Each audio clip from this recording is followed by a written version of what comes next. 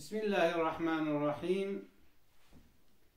Bizleri yoktan var eden, varlığından haberdar eden, sayısız nimetler ihsan eden Yüce Rabbimiz, sana hamdü senalar olsun. Alemlere rahmet olarak gönderilen Peygamberine salat ve selam olsun. Değerli dostlar, bugünkü sohbetimizde şükür nimetinden bahsetmeye çalışacağım.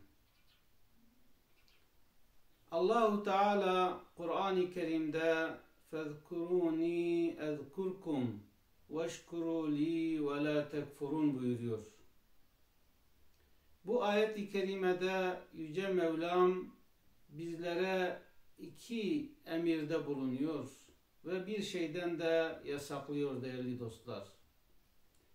Bunların birincisi "Fezkuruni ezkurkum", ey kullarım, beni anın, ben de sizi anayım.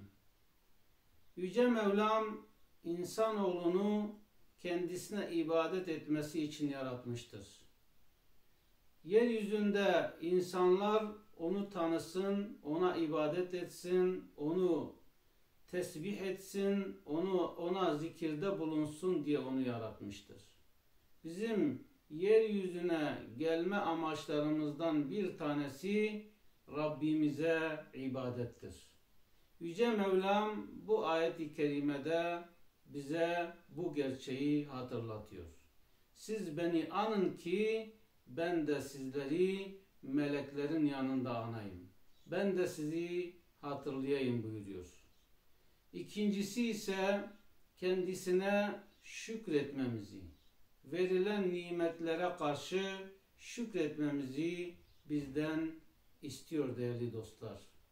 Çünkü Allah'ın nimetlerine baktığımız zaman Allah'ın nimetleri saymakla bitmez. Yüce Mevlam ayet-i kerimede biz sizleri yeryüzünde halife kıldık buyuruyor. Yeryüzünü sizlere mesken kıldık. Sizin emrinize verdik.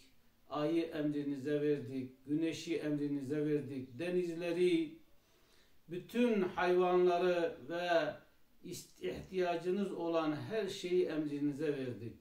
Öyleyse bu verilen nimetlere karşı şükredin buyuruyor. Ve nankörlük etmeyin. Çünkü nankörlük değerli dostlar bir insana yakışmaz.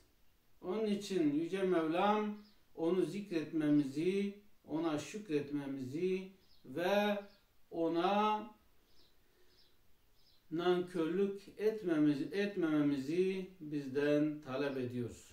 Peygamberimiz Aleyhisselam da bir hadis-i şeriflerinde müminin işine şaşılır buyuruyor.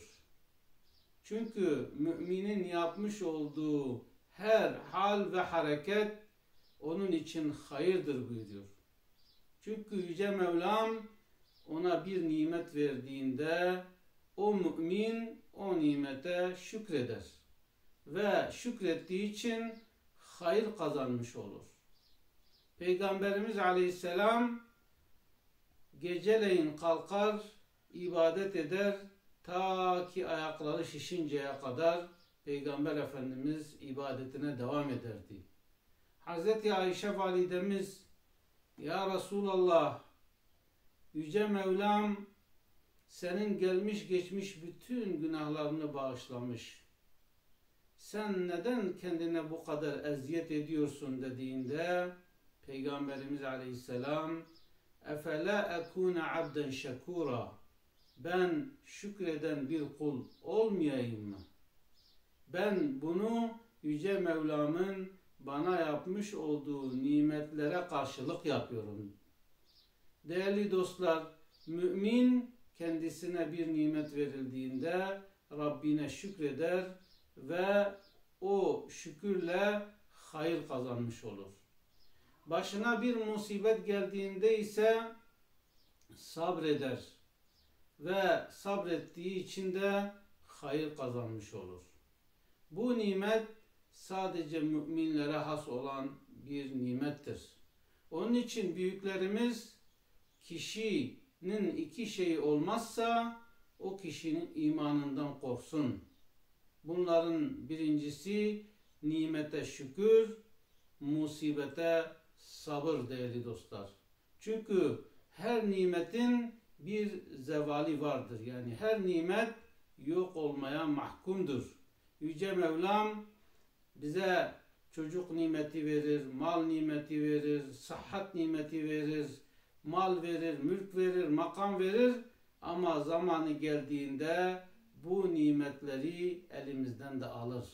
İşte o zaman eğer biz o alınan nimete sabır gösterirsek, minarelerden yakınımızın selası okunduğunda İnne lillah ve inne ileyhi raciun diyebiliyorsak ne mutlu bizlere. Biz Allah'ın malıyız ve tekrar Allah'a döneceğiz. Yüce Mevlam bunu bize takdir etmişse bizim de Allah'ın takdirine sabır göstermemiz gerekir. Peygamberimiz Aleyhisselam bir gün mezarlıktan geçerken bir kadınla karşılaşır. Kadının çocuğu vefat etmiştir. Kadın çocuğunun mezarlığında ağlar, sızlar, bağırır, çağırır. Peygamber Aleyhisselam hanım der, sabret. Kadın Peygamber Efendimiz'i tanımadığı için tabi bu musibet, bu bela senin başına gelmedi. Onun için bana böyle diyorsun deyince Peygamberimiz o kadının yanından uzaklaştı. Yanında bulunan ashab kadına dedi ki sen ne yaptın? Seninle konuşan Allah'ın peygamberiydi. Sen Allah'ın peygamberine hoş konuşmadın deyince kadın pişman oldu ve Peygamber Efendimizin evine gelerek ya Resulallah ben seni tanımadım, özür diliyorum, bundan sonra sabredeceğim deyince Peygamber Efendimiz sallallahu aleyhi ve sellem Es-sabru inda sadmetil ula, sabır ilk anda yapılandır. Yani başına musibet geldiğinde biz Allah'ın malıyız ve Allah'a döneceğiz dediğimiz zaman o zaman sabır göstermiş oluruz. Onun için değerli müminler iki nimetin kadrini iyi bilelim. Bir, Yüce Mevlam bizlere nimette bulunduğu zaman, bizlere sağlık verdiği zaman o sağlığımızın şükrünü eda edelim. Peki şükür nasıl olur? Şükür eğer Yüce Mevlam sana sağlık vermişse, sıhhat vermişse o sağlığın, o sıhhatin şükrünü namaz kılarak, oruç tutarak eda edebilirsin. Bir insana hayır ulaştırmak için bedenini kullanabilirsin. Eğer Yüce Mevlam sana mal vermişse ve o mal nisab miktarına ulaşmışsa, yani zekat verecek duruma ulaşmışsa o malın zekatını vererek, o malın sadakasını vererek o malın şükrünü eda etmiş oluruz. Yoksa Allah'a şükürler olsun sadece sözle değerli dostlar şükür yeterli olmaz. Yüce Mevlam bizleri nimet verildiğinde şükreden kullarından eylesin. Musibet verdiğinde ise sabreden kullarından eylesin. Yüce Mevlam bizleri şakir kullarından eylesin. Yüce Mevlam Ramazan ayını hakkımızda hayır eylesin. Ramazan'ı en güzel şekilde ifa etmeyi bizlere nasip ve müyesser eylesin. Sizleri Allah'ın selamıyla selamlıyorum. Esselamu aleyküm ve rahmetullahi ve berekatuhu.